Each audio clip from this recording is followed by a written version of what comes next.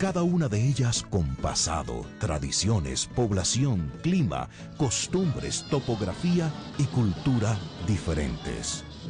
Una gran riqueza humana y de recursos naturales, con un desarrollo histórico ligado al acontecer nacional.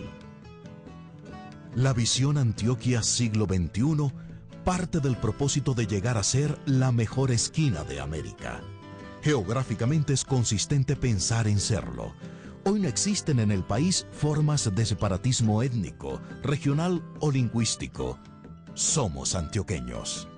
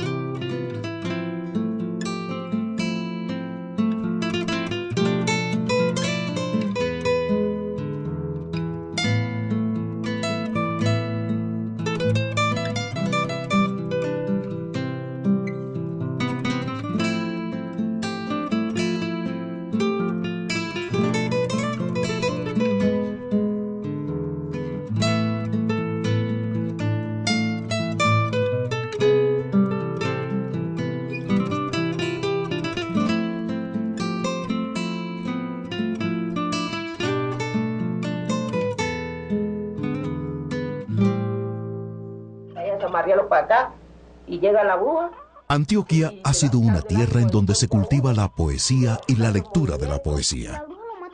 Todas las abuelas le han recitado a sus nietos poemas de toda índole, épicos, narrativos, románticos, chistosos, sentimentales, líricos, parodias, trovas. Esta actividad, tan generalizada, forma parte de la educación de las emociones del pueblo antioqueño y de su cultura popular. Poemas a la madre, al paisa, al amor, al despecho. Para comprender mejor la historia y la naturaleza de la poesía antioqueña, vamos a recorrer un camino que arranca desde la época actual, la poesía de hoy, hacia atrás, hasta llegar a sus orígenes.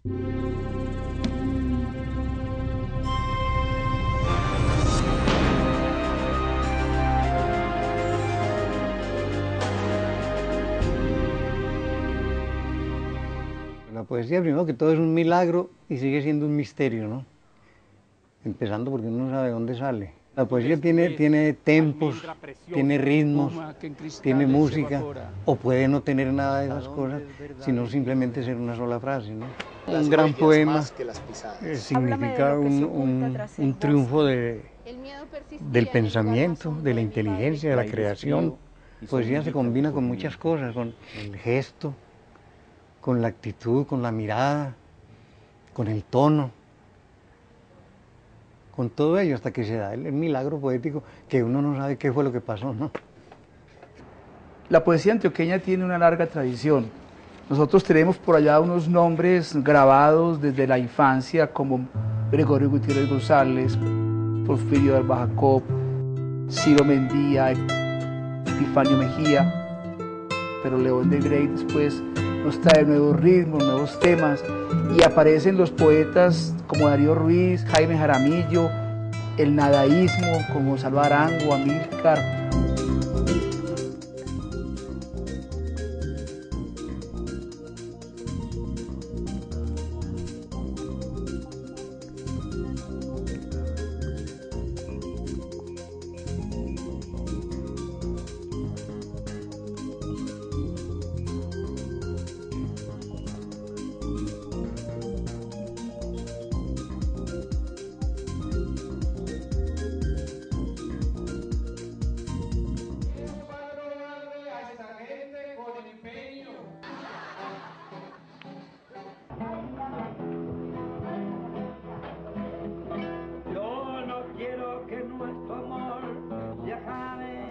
septicen.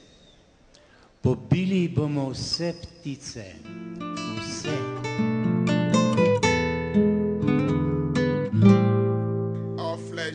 Durante una semana, miles y miles de personas se congregan a oír poesías recitadas por los grandes poetas del mundo.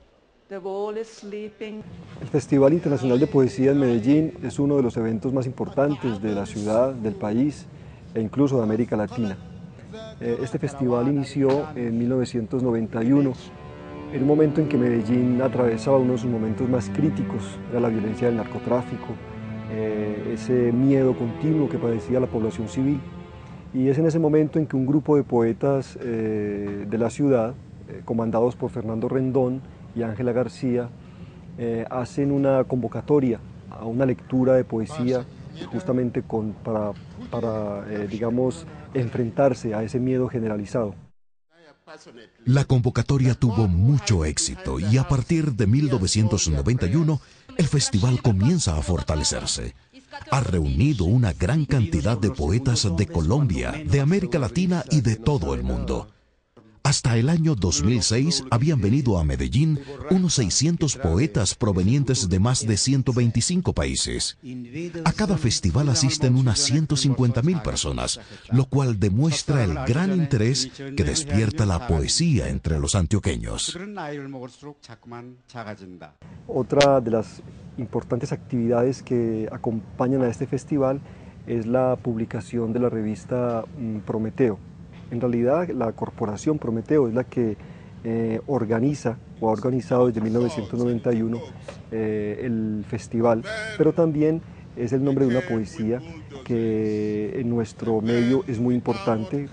Yo creo que es tal vez la revista de poesía más importante de América Latina, puesto que reúne autores provenientes de todas partes del mundo. Y en los últimos números de la revista, que hasta hoy ha alcanzado 72 números, se publican poemas bilingües, tanto en la lengua del autor como en inglés y por supuesto en español. Y que ha popularizado en gran medida, también espectacularizado la poesía, pero que de alguna forma a la gente le ha llegado como antes no le llegaba.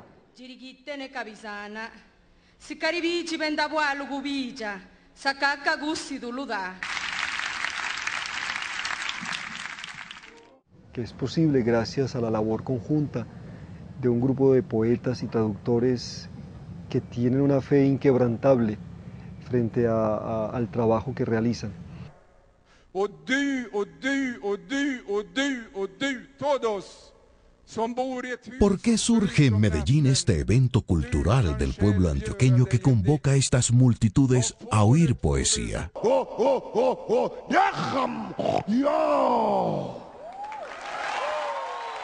¿Es algo único en el planeta Tierra? ¿Surge de cuál beta de nuestra historia? ¿Somos un pueblo violento y melancólico?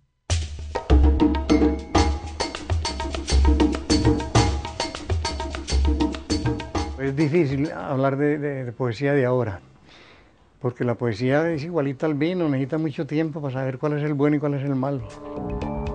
Los poetas jóvenes antioqueños, que son muchos, que caminan con sus mochilas llenas de poesía y que nos están diciendo la poesía está en todas partes, no solo en la academia o en las instituciones, sino también en la calle y en la vida cotidiana.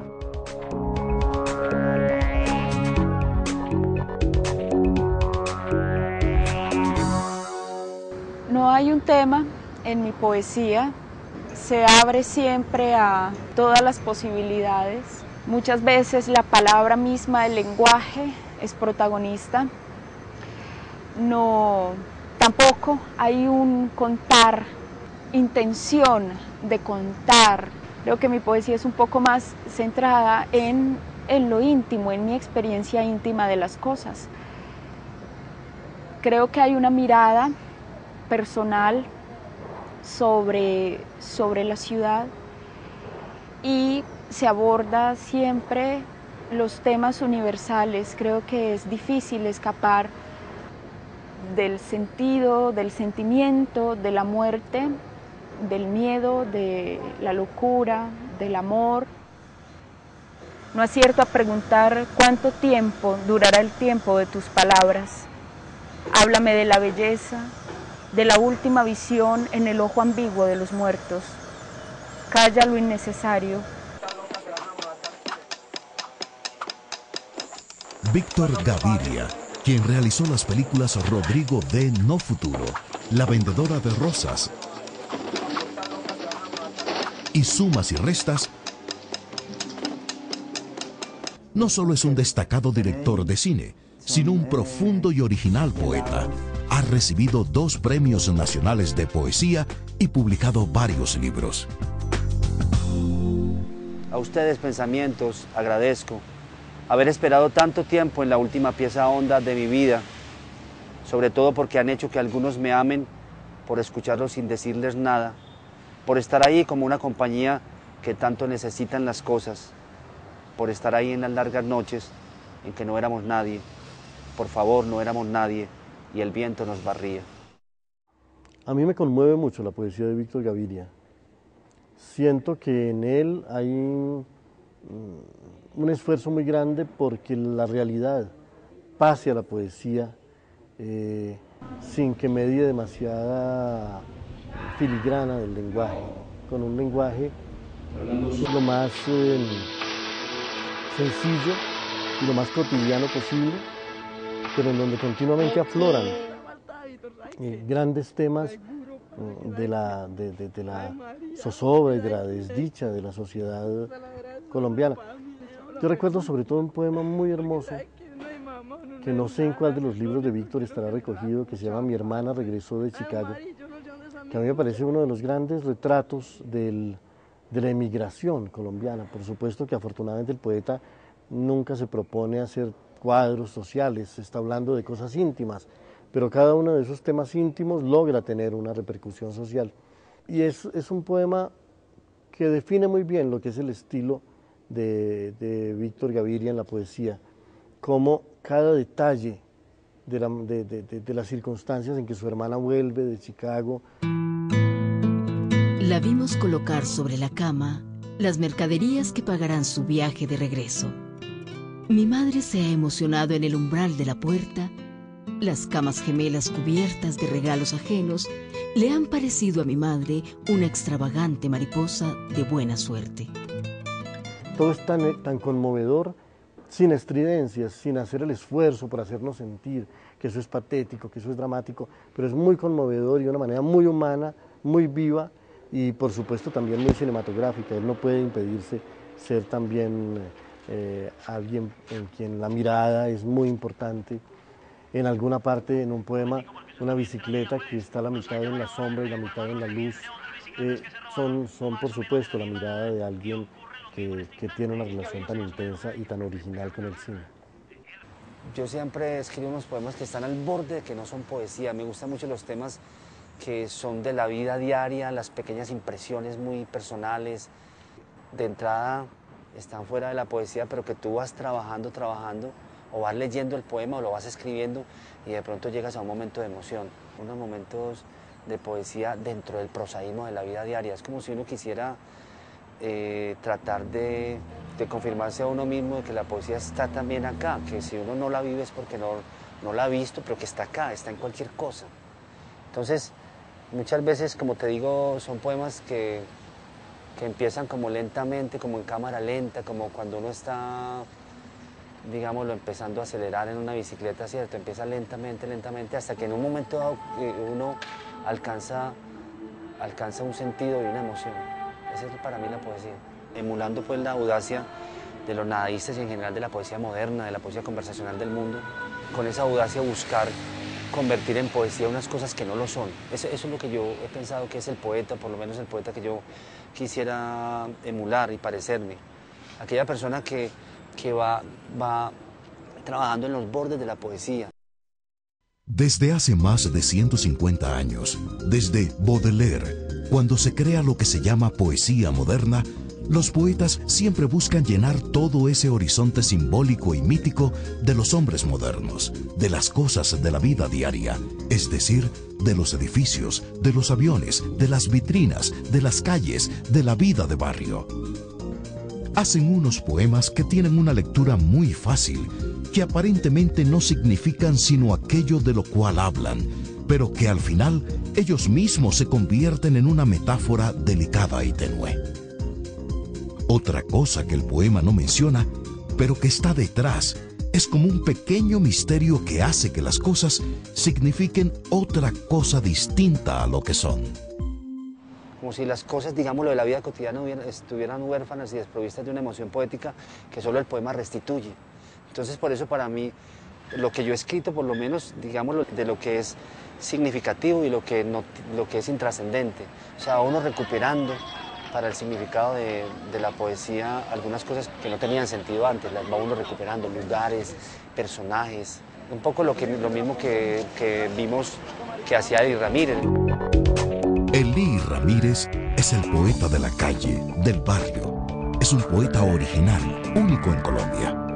El poeta Víctor Gaviria nos da sus impresiones de cuando lo conoció. Un poeta que fue determinante en su formación como poeta y director de cine. Un muchacho que tenía en ese momento 29 años, digámoslo, hosco, áspero en su personalidad, como su poesía, que empezaba a hablarnos de otra cosa, de otra ciudad. Yo recuerdo muy bien que cuando él nos leyó el libro en la parte de alta abajo, me acuerdo que cuando salía a la calle yo ya no era la misma persona, yo ya no veía la ciudad de la misma manera. Ya todo me parecía distinto, la acera, las lámparas, la calle misma, los muros, o sea, de ese tipo me cambió la visión de la ciudad.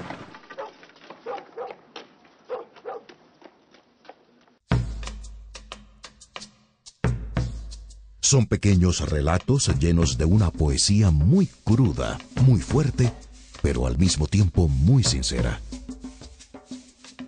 Elí Ramírez nos muestra una realidad que estaba por fuera de la poesía y solamente con su tono, con su precisión, con su dureza para nombrarla, con su sinceridad, con su lirismo total, hace que muchas de las cosas que en apariencia no son poesía, él las vuelva poesía. Colegios, personajes, violadores, marihuaneros, camajanes, potreros abandonados de la ciudad. Él, con ese tono de mirar las cosas de frente y con muchísima sinceridad, logra restituirlas para la poesía. No se tienen que aguantar. El libro de Elí Ramírez es un libro de una frescura, de una poeticidad que permanece, creo que va a permanecer. Es uno de los buenos ejemplos de cómo de lo popular, de lo aparentemente insignificante, se puede dar el canto.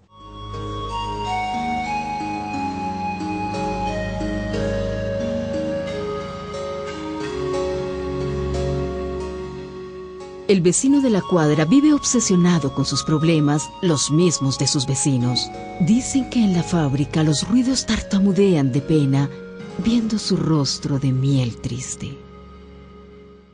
En mi concepto, yo creo que los poetas, o la poesía que se escribe en Medellín, o en Antioquia, digámoslo así, o por escritores antioqueños que vivan fuera de la ciudad, yo creo que es la forma literaria, el género literario más rico, es el más maduro, literariamente hablando. Hablo, por supuesto, de poetas como Juan Manuel Roca, como José Manuel Arango, como Raúl Henao, como Darío Jaramillo Agudelo.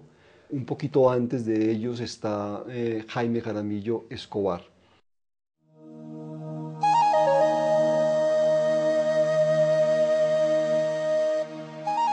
Entre ellos se destaca José Manuel Arango, un poeta que habla de las cosas humildes que lo rodean con una economía de palabras y un buen decir que llevan el arte de la poesía a los más altos niveles. Mientras bajo la tierra crecen las raíces del pino y los muertos tranquilos pastorean los astros, mientras un hombre canta para espantar su miedo por un camino solitario y sobre alguna ciudad desconocida cae la lluvia, tú y yo nos amamos. Una característica de la poesía que se ha hecho en Antioquia es que también tiene una gran diversidad de voces. Esa voz clamorosa de Barba Jacob, esa voz melodiosa y múltiple de León de Greiff, tienen como una especie de contrapeso en la austeridad de la voz de José Manuel Arango, un poeta de una gran intensidad y al mismo tiempo de una gran discreción, cuya voz siempre dice muchas cosas, pero las dice con la menor profusión de palabras posible. A él le bastan unas cuantas frases para construir un mundo y hay en él una muy lenta, casi oriental manera de contemplar el mundo y una muy amorosa manera de nombrarlo, desnudando continuamente sus misterios. Cuya obra es para todos los poetas antioqueños y para todos los lectores antioqueños y colombianos una de las obras más trascendentes, que no se agotan, digamos, en sus significaciones y que siempre te permiten volver a conversar con ellos, con esos poemas. Él era muy ensimismado, muy metido en su mundo, muy callado, y su poesía es un poco parecida a él. La poesía muy sintética, a veces un poco cifrada, muy centrada en la ciudad y en Antioquia, en sus montañas, en el mundo íntimo igualmente, del afecto, y en el mundo un tanto también de la filosofía. Yo siempre he creído que la poesía se debe basar en lo que uno ha vivido, en las experiencias. La poesía, decía Machado, es emoción. La poesía no es ni discurso, ni rima, ni metro, es sobre todo emoción, y uno no puede lograr la intensidad emotiva de un poema si no ha vivido eso de lo que está hablando. Entonces siempre he creído que no solo para la poesía, para cualquier arte, debe haber raíces. Uno debe ser de alguna parte, sentirse de alguna parte.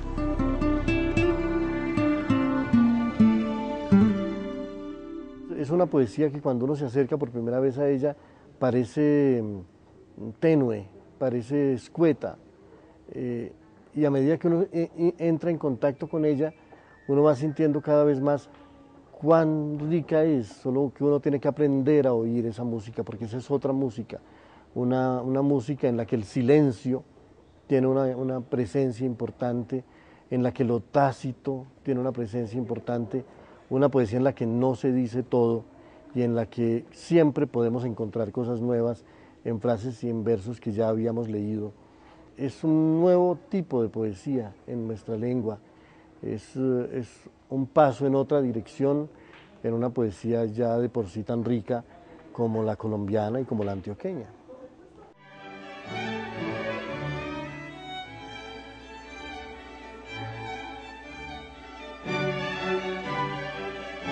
¿Qué poder ciego empuja los puños y enfurece los dientes en esta guerra dulce que hacemos en la oscuridad más vieja?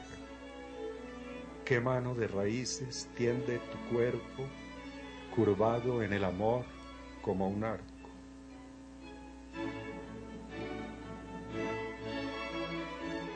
La presencia de un poeta que va a ser muy importante para nosotros, no solamente por ese silencio, por esa contención, por esa sabiduría que se refleja en los poemas de José Manuel, sino también porque va a ser una poesía breve, sintética, basada en la sugerencia, que va a estimular o va al menos a entusiasmar, a moldear la escritura de las nuevas generaciones de poetas.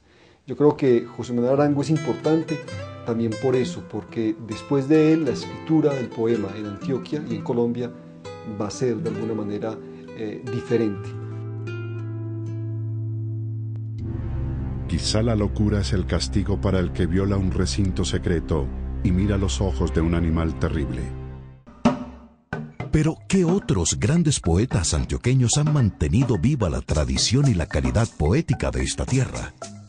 ¿Quiénes antecedieron a los de ahora y todavía siguen produciendo una excelente obra que ya tiene una madurez estética y unas adquisiciones literarias contundentes más precisas?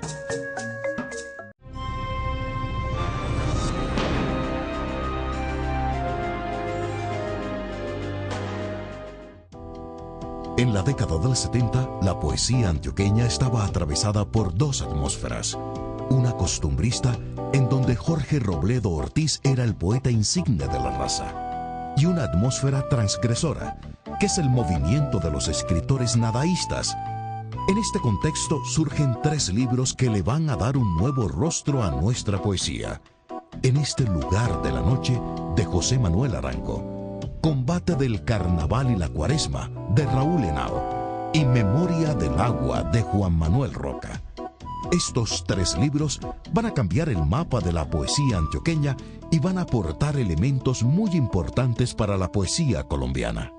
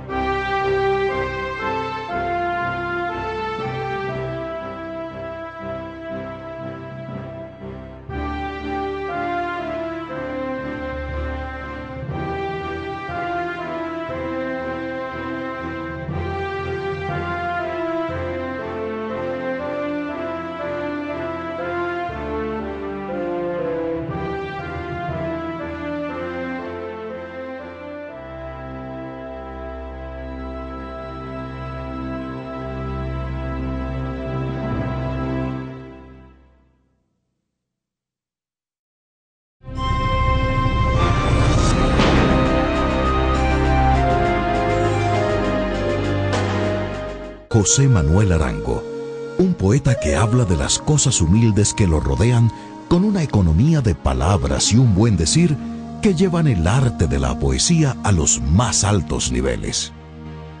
Y hay en él una muy lenta, casi oriental, manera de contemplar el mundo y una muy amorosa manera de nombrarlo, desnudando continuamente sus misterios.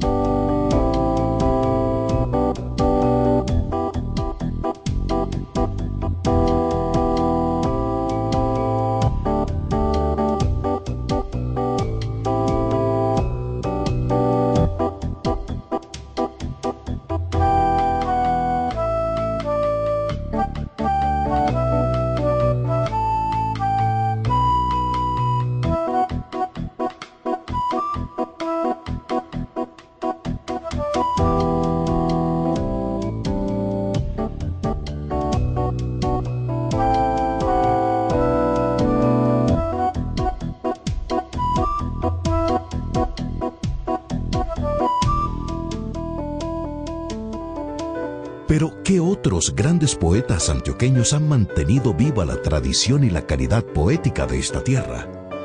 ¿Quiénes antecedieron a los de ahora y todavía siguen produciendo una excelente obra que ya tiene una madurez estética y unas adquisiciones literarias contundentes más precisas?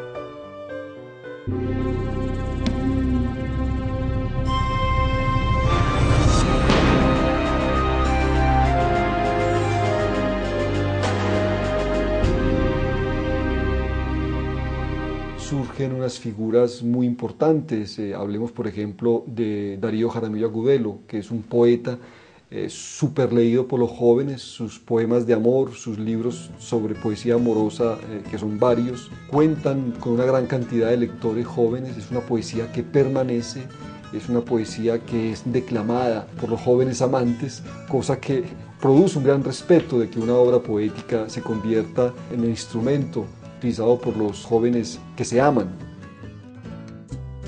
Yo huelo a ti, y tu olor me impregna después de estar juntos en el lecho. Y ese fino aroma me alimenta, y ese aliento esencial me sustituye. Yo huelo a ti. El otro poeta es Elkin Restrepo, que también tiene una obra breve, pero me parece que muy sólida. Es un poeta que ha abordado diferentes temáticas, el sueño, las fábulas, busca indagar en la realidad esos momentos aparentemente luminosos que reflejan la esencia de la vida y del poema. Una obra que es muy representativa de nuestra ciudad. Es una obra que no tiene nada que ver con las transformaciones sociales de Medellín. Es una obra que aborda la intimidad del hombre. Es una obra que puede, digamos, hablarle a cualquier persona del mundo. La poesía de Elkin Restrepo hace que el lector revise y se meta en su mundo interior con unas imágenes un tanto nocturnas, como metáforas, tanto de la vida como del amor y aún de lo desconocido. No hay sino un mundo, el que vivimos a diario, el de la cotidianidad, que a veces es mal vista, que a veces es mal advertida, ¿no es cierto? Pero pienso que si la visión que se tiene del suceso cotidiano se coloca en una cierta perspectiva, es posible advertir, y la poesía tiene que advertirlo, la enorme riqueza, la enorme bondad y maravilla del mundo, ¿no?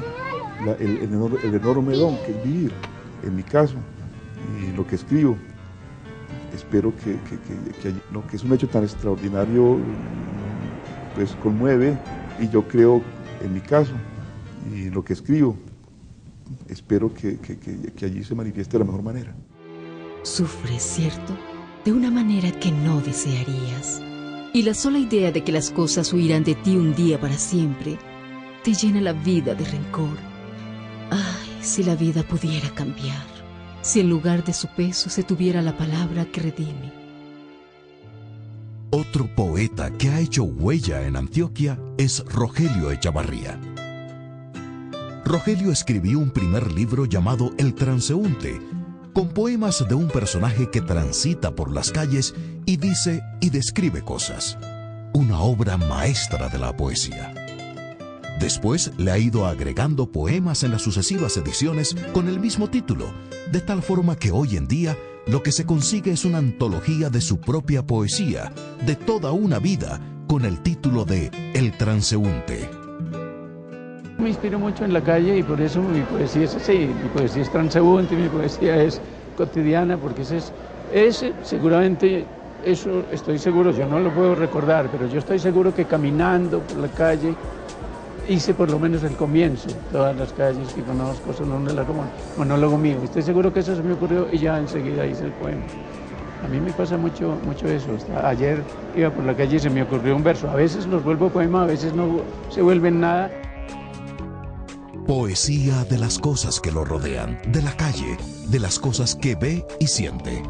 Poesía íntima de la vida de un caminante. Poesía conversada, sencilla, sin tono declamatorio, casi en prosa. ¿Cómo te quejas de que pase el tiempo si vives sofocándolo, acosándolo, apremiando sus plazos, estrechando su camisa, podando su almanaque? Mis libros son casi todos de corte totalmente autobiográfico. O sea, yo soy incapaz, por lo menos en poesía, de crear como un yo alterno, sobre todo para ciertos temas. El tema de la infancia, por ejemplo, me es imposible asumirlo como si fuera una abstracción. En realidad, los dos libros que yo he escrito sobre la infancia, El hilo de los días y la primera parte de Tretas del débil, reconstruyen mi experiencia en Amalfi, que fue una experiencia de 7 años, donde las cosas más importantes que me iban a pasar en la vida pasaron ya ahí.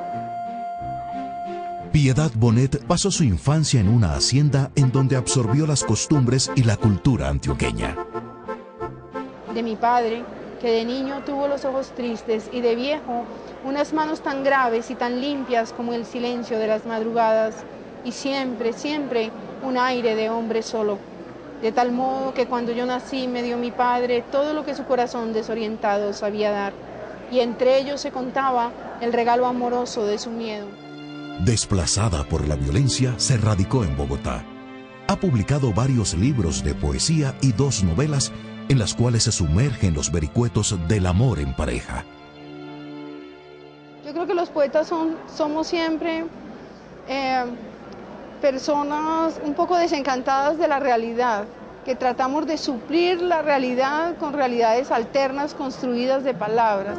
En ese sentido, seguimos siendo soñadores, por más prosaicos que podamos ser en nuestros poemas. Entonces, para mí la palabra, como dice Álvaro Mutis, la palabra sustituye. Entonces, al sustituir la realidad, es una realidad donde uno se puede pasar a vivir, una realidad de palabras donde uno se instala y de alguna manera crea una pequeña felicidad. Cada vez que yo asumo un poema, lo asumo desde una experiencia íntima, muy personal, que probablemente en el curso del poema se transforma en una cosa más distanciada, en una experiencia que quiero que sea más universal, que los demás puedan compartir conmigo. Juan Manuel Roca ha cultivado una poesía exuberante, con referencias y ambientes de la historia de la humanidad. Bizancio, la Edad Media, las luchas populares, el amor, que ha sido muy bien recibida. También se ocupa de los conflictos de su tiempo. Juan Manuel Roca, por el momento, es quizás uno de los poetas más importantes, sino el más, de Colombia. No solamente reconocido aquí, sino reconocido afuera. Ha tenido una producción poética continua. Su labor dentro del trabajo cultural en Colombia ha sido muy importante, dirigiendo el Magazine del Espectador durante tantos años, dirigiendo talleres, en fin, escribiendo sus libros de poesía. Que en el momento de una peor encerrona histórica siempre aparece la poesía como una resistencia espiritual, como un reducto, como un sitio donde la palabra todavía tiene un valor y ajeno al valor de las armas. En ese sentido yo creo que la poesía, querámoslo o no, digo de una manera consciente o inconsciente, aparece siempre en los momentos de crisis de una manera mucho más vigorosa y pasional. En la andadura de lo que he ido escribiendo me he ido dando cuenta que para mí es fundamental un sentido ético, ¿no? Y un sentido histórico también. Por eso la poesía, ¿no? Que es una pasión irracional, porque intentar cambiar la realidad con poesía es como intentar descarrilar un tren atravesando una rosa en la carrilera, una condena al fracaso. Amplio presidio, mi país. En su alta torre de 1000 pájaros, asomarse a la ventana sanea el corazón. Aún corre mi antigua voz de la edad de los aromas. Corre junto al sonoro mar de cafetales. El oficio mío, porque yo soy perfectamente hechura de la vida y de las lecturas. El resto se lo debo a la vida. Su gran amigo, el poeta nadaísta Gonzalo Arango, en uno de sus hermosos reportajes escribió: Mario, cuando estaba chiquito, dejó la escuela pública para trabajar de obrero en Rosellón. Después se aburrió de trabajar y se dedicó a vivir. En el bello sentido de la palabra es un gran vividor. Fue atleta, trapecista, cantante de tangos, mistificador, parásito, gígolo, galán joven, mitómano, conferenciante, etc. Actualmente es poeta, crítico de arte, vendedor de libros y conserva inmaculada su mitomanía.